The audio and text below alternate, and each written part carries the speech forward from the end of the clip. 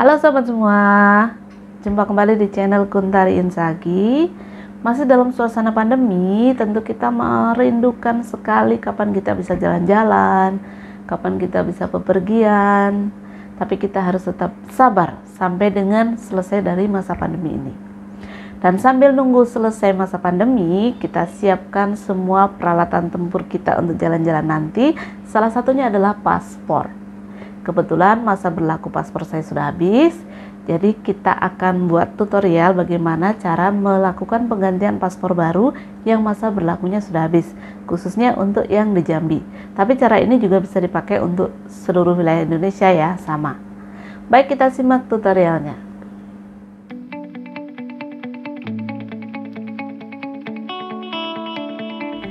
Baik, kita mulai ya. Langkah yang pertama adalah buka Google Chrome dan kemudian kita ketikkan layanan paspor online. Ini bisa dibuka pakai HP, bisa juga di laptop ya.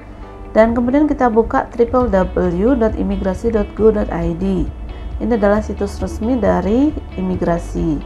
Sebelumnya kita cari tahu dulu tentang bagaimana atau syarat-syarat dari pembuatan paspor atau penggantian paspor baru. Kita pilih masyarakat umum, kemudian di situ ada tertulis syarat-syarat untuk pengajuan paspor. Untuk mengambil nomornya, kita harus mengunduh aplikasi di App Store atau di Google Play atau di Play Store.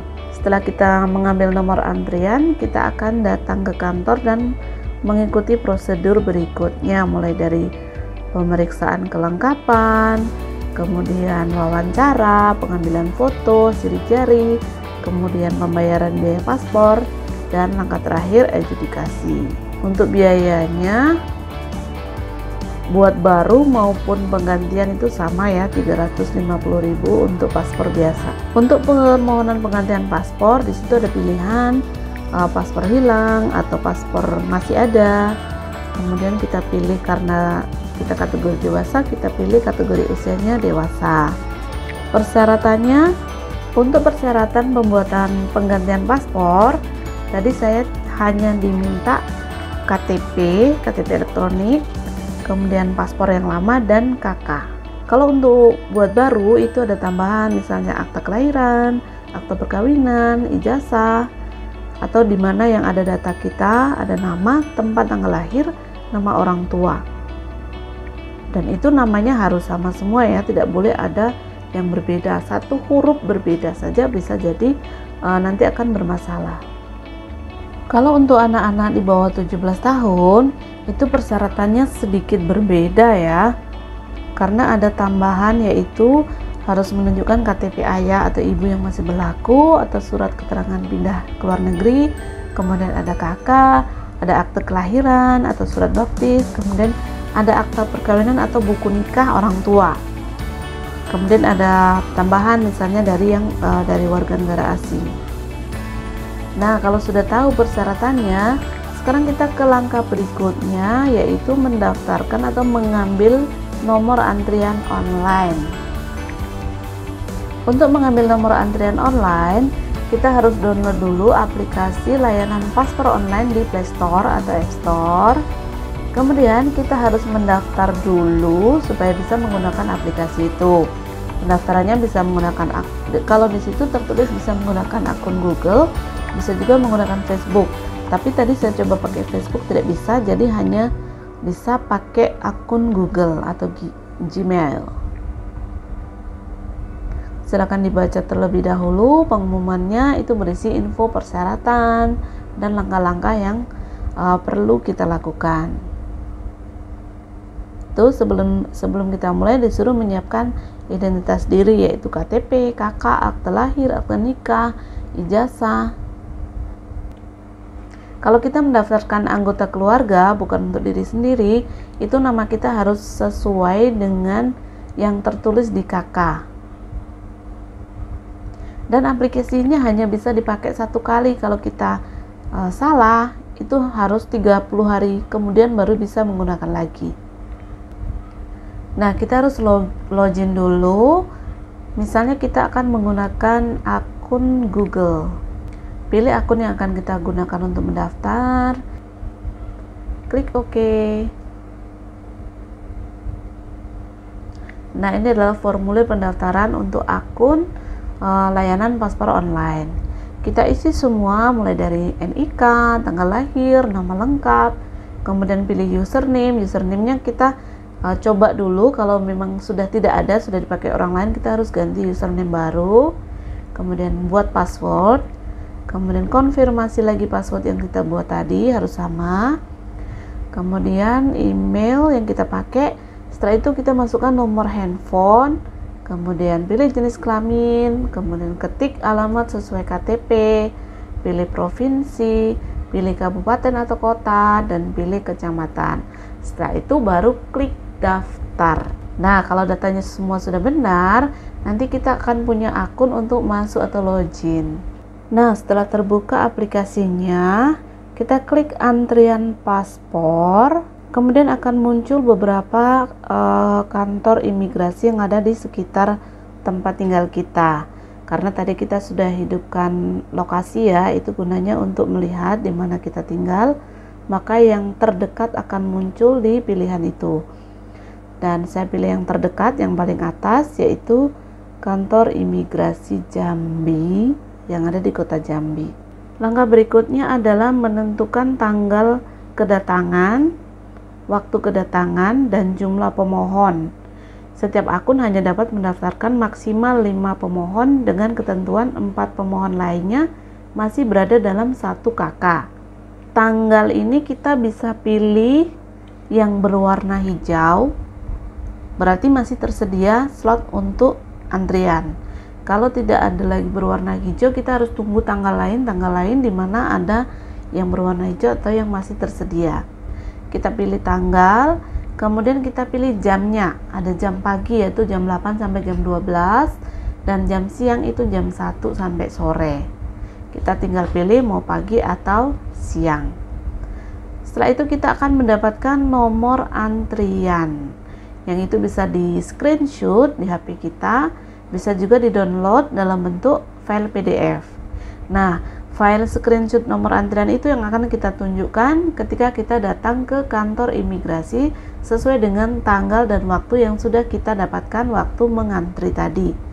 Langkah berikutnya adalah kita datang ke kantor imigrasi yang sudah kita pilih tadi pada hari dan waktu yang telah ditentukan sesuai dengan nomor antrian yang kita dapat dari screenshot tadi. Misalnya untuk saya itu dapat tanggal hari ini, kemudian jamnya adalah jam pagi, maka jam 8 pagi saya ke kantor imigrasi, dan begitu masuk kita tunjukkan bukti pengambilan nomor antrian kita kepada satpam yang bertugas bahwa kita sudah mengambil nomor antrian secara online, maka kita boleh masuk.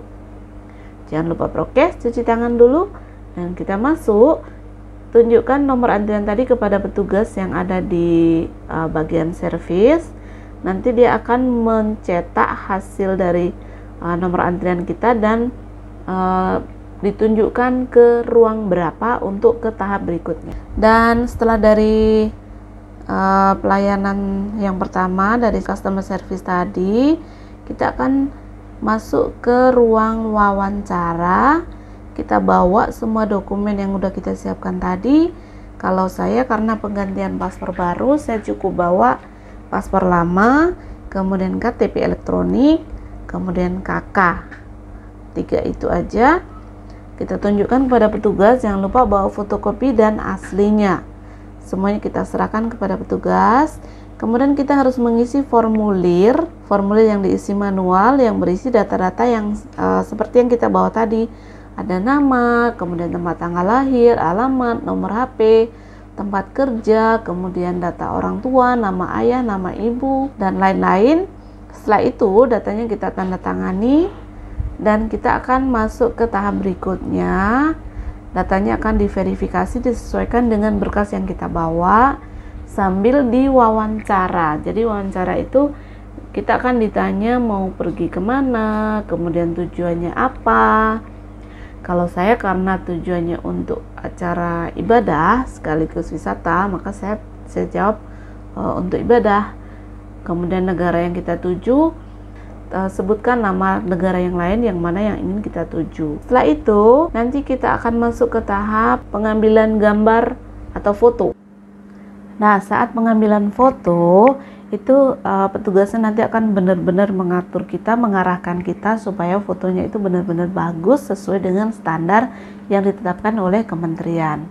Salah satunya adalah misalnya tentang telinganya harus kelihatan seperti ini, harus terlihat seperti ini, kanan dan kiri. Kemudian tadi karena rambut saya melentik-lentik seperti ini ya, jadi tidak diperbolehkan. Akhirnya tadi rambutnya harus diikat ke belakang seperti ini, rambutnya diikat sehingga yang nampak hanya area wajah sampai dengan telinganya tidak tertutup sama sekali. Kemudian nanti petugas akan mengarahkan bagaimana posisi kepala kita, harus lurus atau sedikit miring ke kiri, miring ke kanan, kemudian bahu kita dan lain sebagainya. Nanti petugasnya akan mengarahkan, dan juga tadi mata saya kurang terbuka, jadi harus diulang-ulang padahal matanya sudah besar ya, tapi menurut petugasnya itu masih terlalu kecil, jadi saya tadi waktu berfoto itu harus tahan mata agak melotot seperti ini, dan tersenyum boleh tapi tidak boleh nampak gigi. Ya, siap-siap yang mau foto paspor. Setelah selesai berfoto, kita akan diambil sidik jari, mulai dari jari telunjuk tangan kanan, kemudian jari tengah tangan kanan, jari manis, jari kelingking, kemudian pindah ke tangan kiri, mulai dari jari telunjuk tangan kiri, jari tengah, jari manis, jari kelingking, dan kemudian masuk ke jempol kanan dan jempol kiri. Setelah itu semua nanti datanya akan di print, data yang berisi belangko yang kita isi tadi sesuai dengan berkas yang kita bawa, kemudian ada fotonya, kemudian ada foto sidik jari yang kita input tadi. Kalau sudah oke, sudah sesuai, kita berarti sudah masuk ke tahap berikutnya, yaitu tinggal membayar dan mengambil. Nah, pembayaran ini bisa dilakukan melalui transfer banking. Kebetulan saya bayarnya melalui akun BCA. Kita pilih pembayaran, kemudian kita pilih pajak, kemudian di jenis pajak kita pilih penerimaan negara. Nah, di situ ada kode billing yang harus kita isi. Kode billing itu ada di kertas yang diberikan oleh petugasnya. Kita masukkan kode billingnya, kemudian lanjutkan. Nah, di situ akan muncul langsung nama kita dan jumlah yang harus kita bayar. Kita masukkan respon KBCA dan sudah selesai, klik kirim. Selesai. Nah, kita harus cetak bukti pembayarannya, maka kita pilih cetak. Sebelum dicetak, kita pilih simpan dulu, save as PDF supaya kita punya datanya tersimpan di komputer kita. Kita pilih dulu save, kemudian setelah diatur marginnya supaya rapi, baru kita cetak. Nah, cetakannya ini kita bawa nanti 3 hari kemudian, kita bawa ke kantor imigrasi dengan lembaran yang diberikan petugas kemarin. Jadi kita bawa lembaran pembayaran dan lembar bukti pembayaran. Itu syarat untuk pengambilan paspornya. Demikian video kali ini tentang cara melakukan penggantian paspor yang masa berlakunya sudah habis, dan selesai masa pandemi nanti kita segera jalan-jalan. Sampai jumpa dalam video berikutnya.